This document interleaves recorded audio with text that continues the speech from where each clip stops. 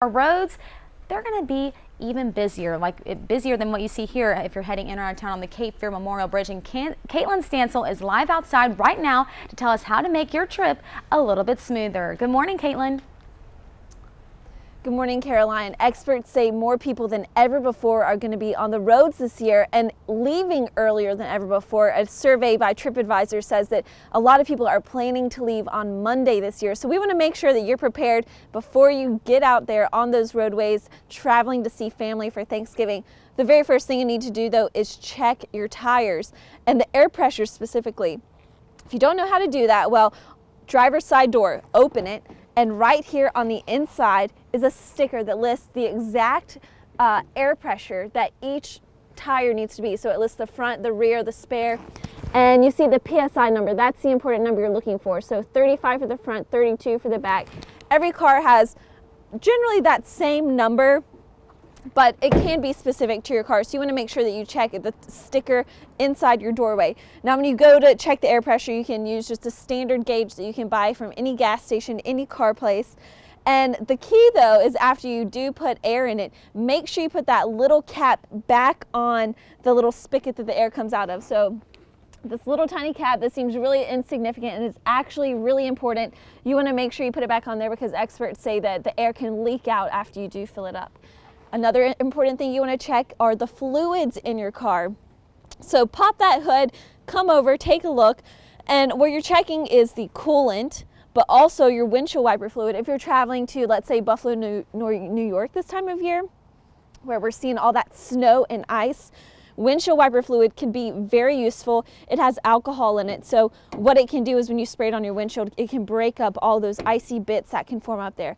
Another thing you want to check also, your oil. So I actually brought a napkin with me this time. I forgot one earlier. But there's usually a stick in here that will let you test it. But you're going to pull it out. You're going to wipe it off. Most people know how to do this. Make sure it's clean. You're going to put it back in this little hole here where it goes. If I can get it back in there, okay. Pull it out. So now you're going to get a good reading of how much oil is in there. It should. This has a little line indentation here, but each one has a line of where is a good point, where it's too low if you have enough in there. So if you are worried and need to get your oil changed, make sure you take it to AAA Carolinas or a Jiffy Lube or something like that before you head out on the roadways. Something else that's really important to check, also your battery. These cooler temperatures that we've been having lately can really kill your battery life, especially if it's already on the downside here. So make sure that before you head out, you get that checked, because you don't want to end up with a situation, maybe you don't have jumper cables in your car and you need to jump stranded on the side of the road. So that's something else that's really important to check out. And we also talked with experts about some other things that are really important to make sure that you take a look at before you head out, especially making sure that you have enough gas in your car for the trip that you're about to take. Gas prices are down, so more people are taking advantage of that. So woohoo, you know, that'll always help too with the gas price. But make sure you know and keep enough gas in your car for the emergency situations too, because you never know when the traffic jam, a car accident that might have you backed up, so you'll have enough fuel. We do recommend staying with your car, call for help, and stay put with your family. That's have the warm clothes that you might need, and someone will come to your rescue. But stay with the car. And something that's usually with you anyways is your cell phone. That's really handy to have, especially if you're in an emergency situation. Make sure you have a charger in your car so that if you do get stranded, you can call somebody for help. We're going to have more news and weather coming up here after the break, so make sure you stay with us. And millions of Americans will be on the roads next week traveling for the Thanksgiving holiday. We'd like to make sure your trip is as smooth as possible. So our Caitlin Stansel talking with travel experts about tips to plan your trip and joins us live. Kind of tinker with the automobile again this morning. Good morning to you, Caitlin. Good morning, Bob. AAA Carolinas says that this is going to be one of the biggest years for holiday travel. More than 43 million Americans going to visit family for Thanksgiving, and a majority of them will be traveling on the roadways. So we have some tips for you. We were talking about checking your tires and fluids earlier, making sure that your car is prepared to go, but you also want to make sure that you have some things on hand inside the car for when you are embarking on these trips. Now, we borrowed an emergency kit from one of the guys at AAA Carolinas, and he's had this one a few years, as you can tell. But we're just going to take a peek inside, and these are some of the things that they recommend that you have on hand at all times, especially for a long trip that you're going on. So this is something that's usually pretty standard in most cars, to have jumper cables. Especially with these colder months, battery life does not last quite as long. So these are really good to have on hand in an emergency situation. Something else that you need that I kind of experienced firsthand this past winter when we had all that ice is, if you do run off the road, if you do get into some of these icy patches traveling up north, have a tow rope on hand. If somebody does come to try to help you out, this can be very good, because not everyone has one of these, or one that's strong enough to tow you out of a ditch. Another really important thing to have is a first aid kit. So this pack comes with some Band-Aids, some tape, alcohol pads, but it also comes with a pair of gloves if you need to change a spare tire. It comes with an emergency poncho if you do need to get out of your car to change that. Also, an extra pair of batteries. And something really, really, really important is to have a way to signal someone to help you if you're on the side of the road.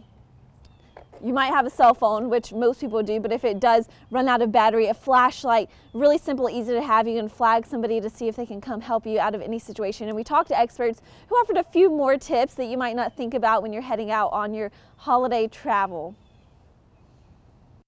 You should always plan to have to walk to your destination. So shoes and coats and things of that nature are the most vital things. But you also need to be prepared to be stranded for a period of time, and that's where having the blankets and an extra coat and the candles and, of course, food and water, that kind of stuff. You want to try to be prepared for as many situations as you can. Without, you could load your car up for every single thing, and it's not practical. But the basics. Now, he probably mentioned something that you have never heard of having on hand inside your car. He was talking about candles. Now, if you are stuck in a situation where you're in an icy area, you're on the side of the road, can't get out for a few hours, maybe a few days in a really crazy situation, but he said to have some tea light candles in your car, and if you have it off, like let's say your battery runs out too, light those candles and it'll keep the inside temperature warm enough to keep you alive if you are stranded for a few hours, maybe a few days. Hopefully you don't run into a situation like that, but those are just some really good tips to have in your mind for a rainy day if you're stuck in one of those situations. Back to you, Bob. Have you ever had to use do you have any tips that you would offer people when they're traveling for the holidays? Well, just, one thing I was always told was don't let your gas tank, once it's at half, pull over and fill it. You don't keep driving and let me see how far this tank of gas is going to get me, because you never know when that accident is going to be a mile ahead of you, and traffic is, you're just going to sit and get stuck. So we drive to Disney every year for our trip, and it hits a half tank, and it's all right, kids, we're going to pull over and get a little gas. My thing would be psychological, and just don't be frustrated, be patient, because and my wife will tell you, it's just the road rage kind of thing. Like, I guess I'm not epic. I'm probably not YouTubeable. Well, I probably am, but it's just relax. It's just driving. I get You'll wound get up too. there. I don't know what it is about driving. Like, I'm a patient person, but You're then in control. Yeah, exactly. But you don't control everything. No, I think we said that's what it is for me. You can control your vehicle, but then that clown in front of you. Come on. That clown. Yep. Yeah, maybe a few other choice words in there, but.